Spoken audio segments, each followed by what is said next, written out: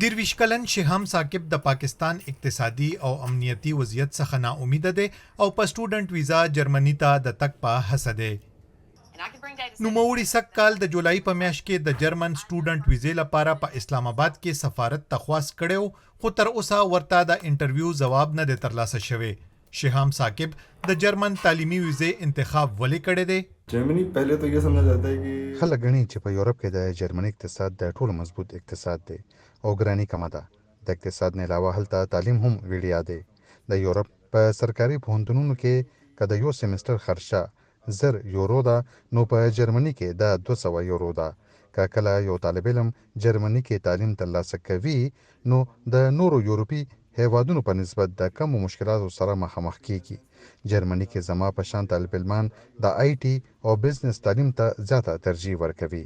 دا هغه کورسونه دي چې په جرمني کې پرې نوکري او هلته په مستقل بنیادونو اوسېدل اسان وي.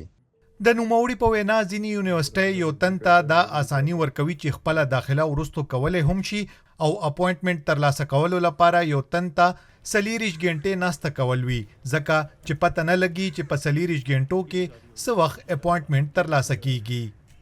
په اسلام آباد کې د جرمني سفارت د وی او ای ډیوا هغه پوښتنو ته ځواب نه دی ویلی چې د پاکستاني زده کوونکو د ویزو تعداد څومره دی. وی او ای ډیوا په دې اړه یو شمیر هغه ځوانانو سره خبرې کړي. یو شمیر زده کوونکي وایي چې د پروسس په برخه کې ستونزې لري او لګښتونه یې هم ډیر دي. جب ایک اسٹوڈنٹ سے گراؤنڈ پہ آپ کھڑے ہوتے ہیں تو وہ دیکھنا چاہتے ہیں د یو طالب علم په حیث به لومبې ته د یونیورسټۍ معیار ته ګورې چې هغه څنګه دی. دې کې شک نشته چې په جرمني کې د یونیورسټیانو معیار ډیر لوړ دی لکه د امریکا او کینیډا په شان او یو طالب علم د معیارونو ته په کتو داخله اخلي.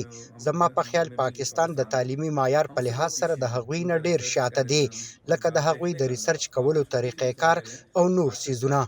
په اسلام آباد کې د جرمني سفارت تایید کړی چې د پاکستاني زده کوونکو لخوا ورته په لویه شمیره کې د لوړو زده کړو لپاره خواستونه ملاو شوي دي خو سفارت به هغه زده کوونکو ته لومړیتوب ورکوي چې جی پی ای 3.9 نه لوړ وي. خو شهام ثاقب هیلهمند دی چې کچرې سږ کال ورته ویزه ملاو نشوه نو په راتلونکي کال کې به یو ځل بیا د جرمني تعلیمي ویزې لا خواست ورکوي. اب امید یہ ہے زیادہ کہ هیله لرم چې د اوړي سیمستر لا باید د جرمني سفارت څخه داسې قسمه پالیسیانې جوړې کړي چې هغه ټولو خواست کوونکو ته د ویزې جاري کړي څوک چې پوهنتونونو لخوا د داخلي اجازه لري. وقار احمد، وایس اف امریکا، ډیوا، اسلام آباد.